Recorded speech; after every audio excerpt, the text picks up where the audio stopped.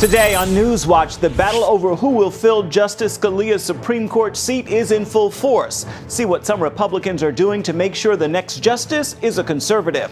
Plus, what will it take to win South Carolina's evangelical voters?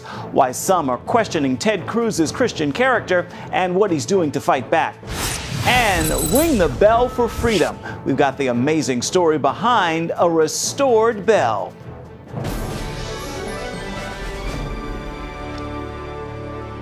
Thanks for joining us for CBN NewsWatch. I'm Ephraim Graham. The battle lines in Washington over the Supreme Court justice they're hardening. Republicans say President Obama has no right to replace conservative Justice Antonin Scalia with a liberal nominee.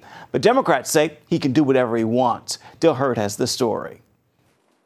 President Obama has made it clear that he's ready to fight to replace the late Supreme Court Justice Antonin Scalia.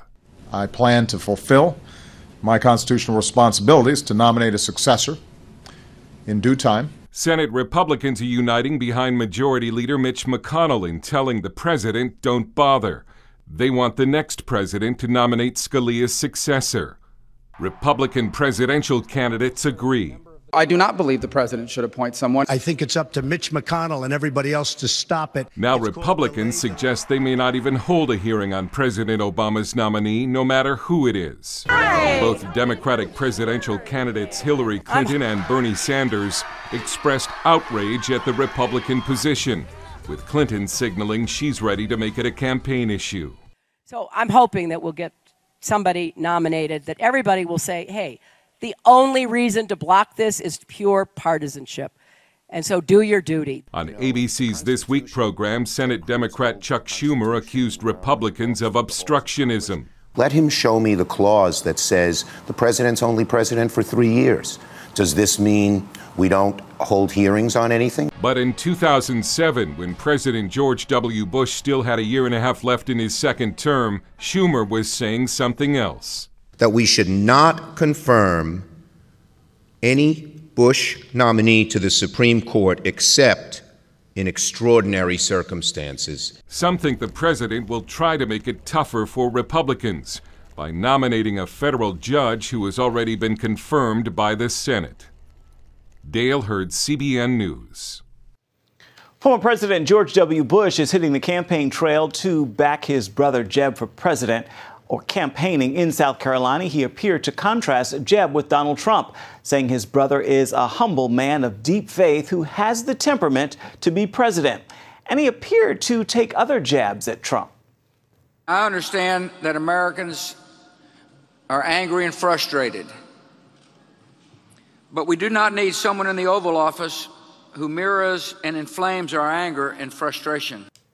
South Carolina voters are now facing a firestorm of ads, rallies, and political promises. The crucial Republican primary is Saturday, and already tensions are on the rise. CBN's David Brody reports from the Palmetto State. In one of the most surprising presidential races in ages, billionaire Donald Trump and Tea Party maverick Ted Cruz have emerged as the Republican dynamic duo. They split the first two states, leaving a crucial rubber match in South Carolina. Cruz tells CBN News the math is simple. I think this is more and more becoming a two-person race. It's between me and Donald Trump. What Iowa and New Hampshire have demonstrated is the only candidate who can beat Donald Trump is me. South Carolina is a virtual treasure trove of evangelical voters. Conservative Christians make up more than half of the GOP primary electorate. And that's good news for Ted Cruz because he needed those evangelicals to win in Iowa. And now the question in South Carolina is, can he pull off the repeat? He's hoping to pull it off again by encouraging South Carolina pastors to engage the flock. Our CBN cameras were there for this private get-together.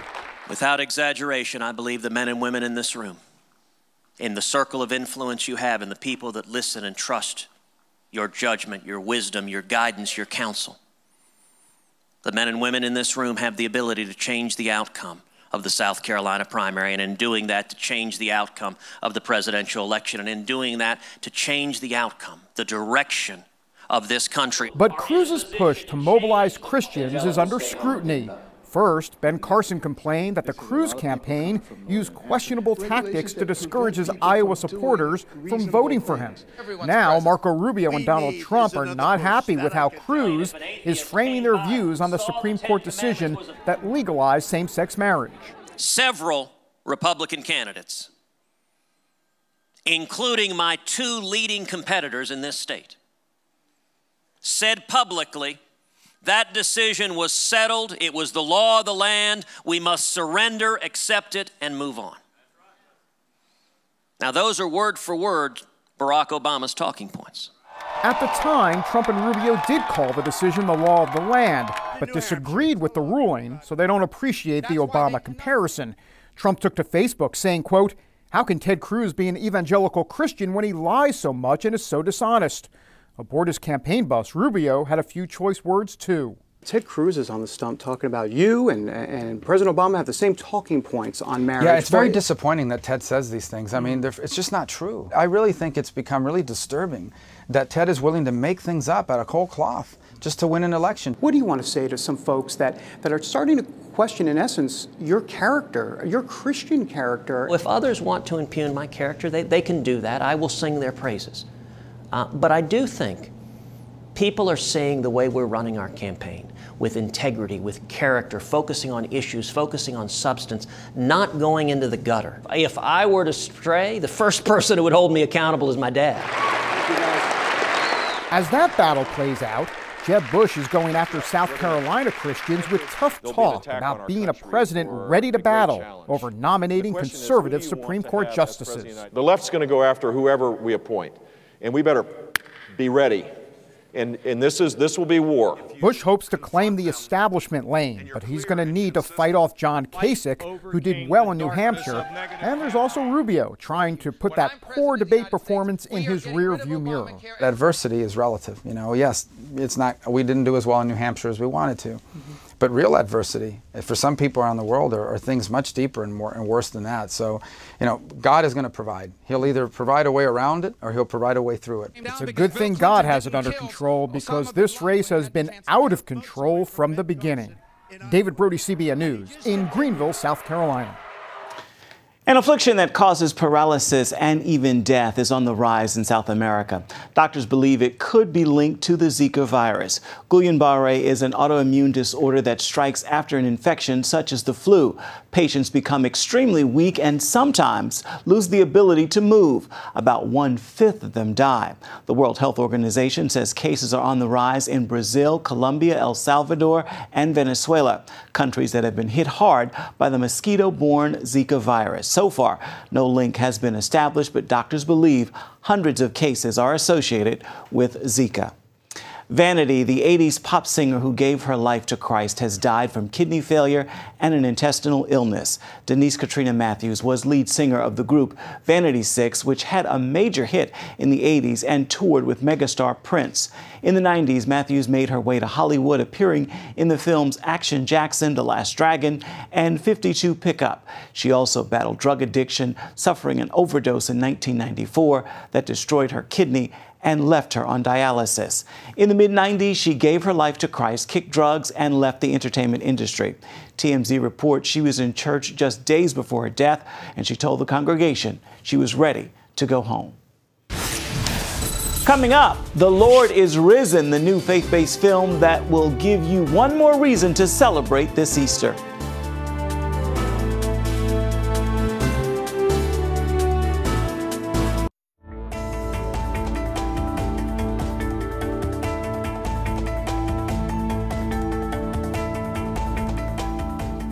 Congratulations are in order for singers Toby Mac, Francesca Battistelli, Kirk Franklin, and Israel Houghton in New Breed. The Christian artists earned Grammy Awards last night. Toby Mac's This Is Not a Test won the award for Best Contemporary Christian Music Album. Battistelli was honored for Best Contemporary Christian Music Performance for her song, Holy Spirit. Kirk Franklin earned the award for Best Gospel Performance for his song, Wanna Be Happy. And covered live in Asia by Israel, and New Breed won the Grammy for Best Gospel Album. The new Christian film Risen is set to hit theaters later this week. It is the story of a Roman commander who's ordered to investigate the disappearance of Jesus' body after the crucifixion. Charlene Aaron caught up with a few of the film's cast and crew ahead of its release. Risen is the resurrection story as seen through the eyes of an unbelieving Roman soldier. British actor Joseph Fiennes plays Clavius. I thought that particular lens through the eyes of a Roman tribune who is there to quell these uprisings where messiahs pop up every week before the emperor of Rome arrives, that he has to bring order along with Pontius Pilate to Judea. And out of that, he falls into the greatest murder mystery of all time. Clavius and his aide Lucius, played by English actor Tom Felton, are tasked by Pontius Pilate with ensuring that Jesus' followers don't steal his body and claim he's risen from the dead. Felton, known for his role as Draco Malfoy in the Harry Potter franchise, says he was drawn to the story's creative take on biblical events. The biblical story, or the biblical side of the story, is something that I've grown up with, and I know a lot of my generation has. It's kind of ingrained and instilled in us in a way. So to have the opportunity to tell those stories from a completely different perspective was really exciting, and sort of put a different twist on probably the world's most famous story. Rich Peluso of Sony's faith-based Affirm Films is one of the project's producers. He hopes Risen continues the box office success of faith-based films. This is a real valid storytelling perspective. And I think with research, it shows, 127 million Americans go to a Christian church every week.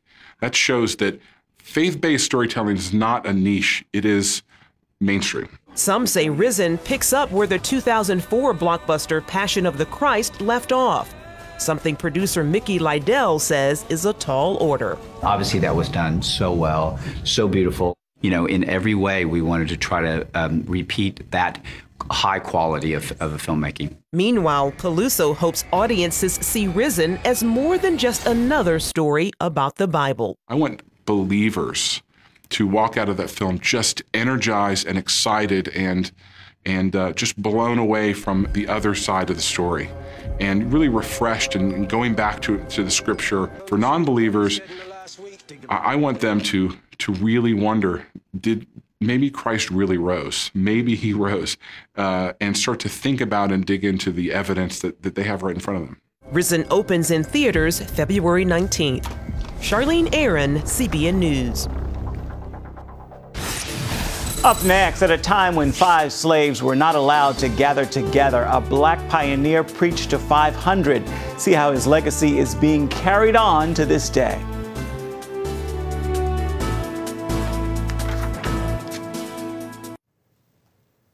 It was a church secretly started right here in Virginia by a slave, and over time it grew to more than 500 members.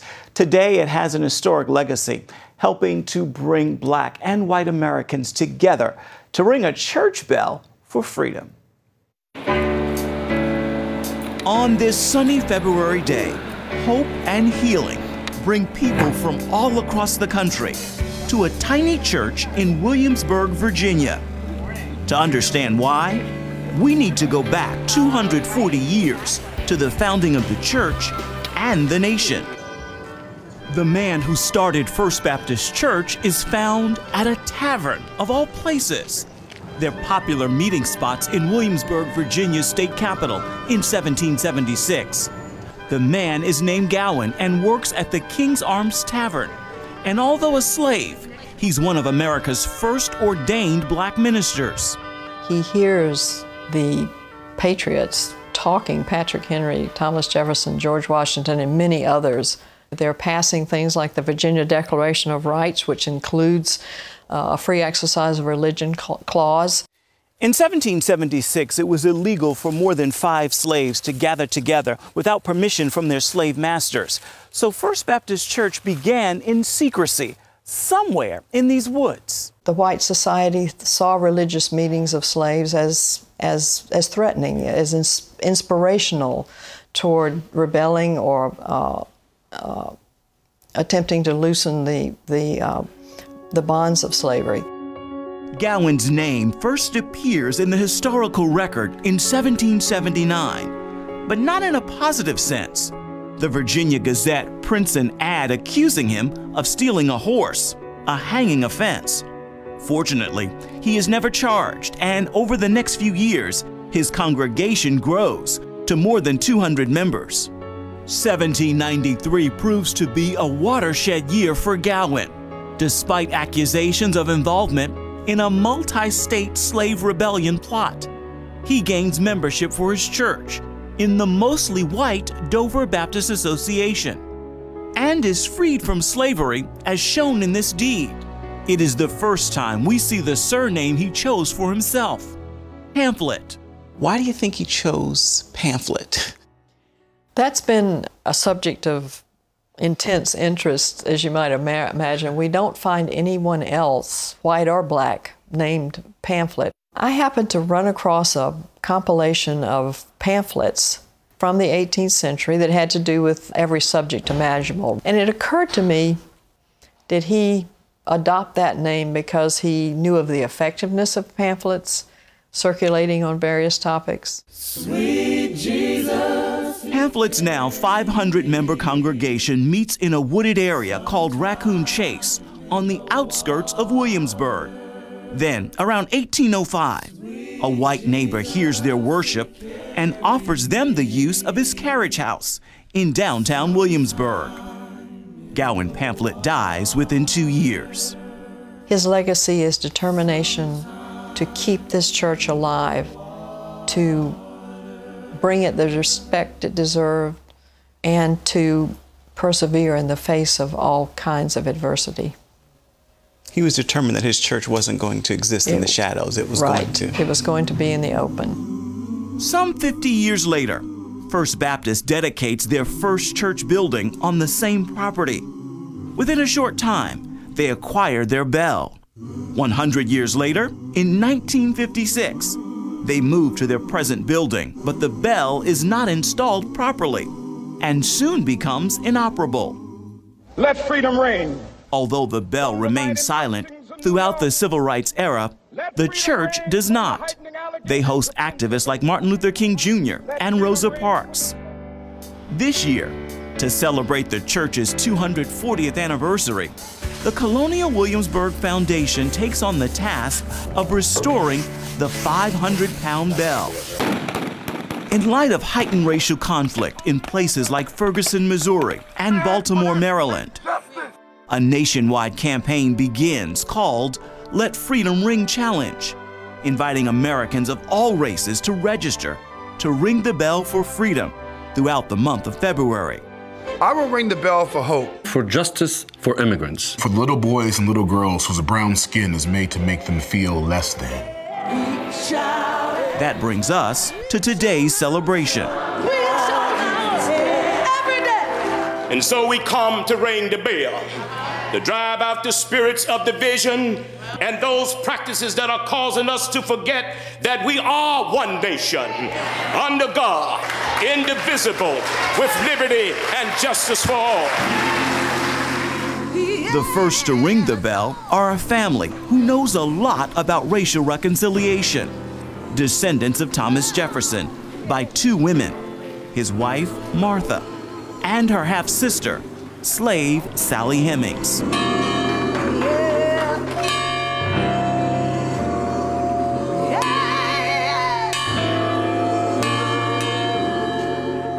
It was just a powerful moment. You know, you could feel the spirit move inside with so much hope and energy in the building, you know. When you cross that line, that's where the good stuff happens.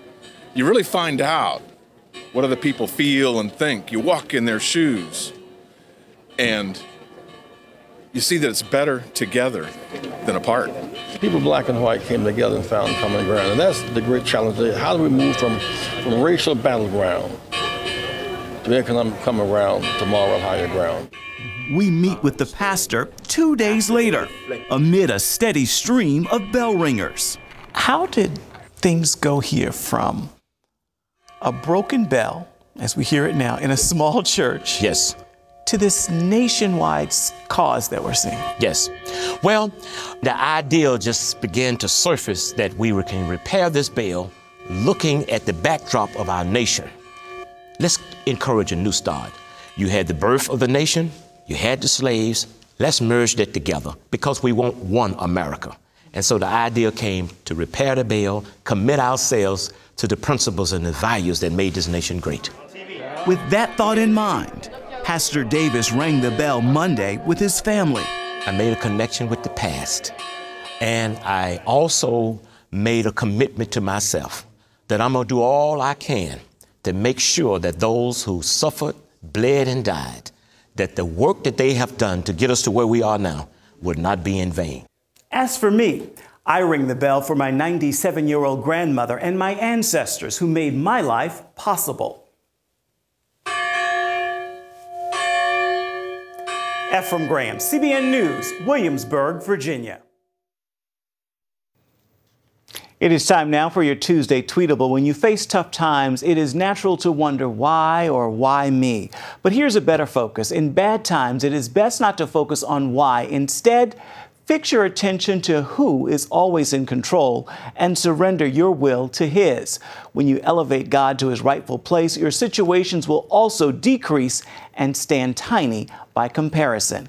There is nothing too big for Him, and His Word promises to make it all work together for your good. With that, make this a terrific Tuesday.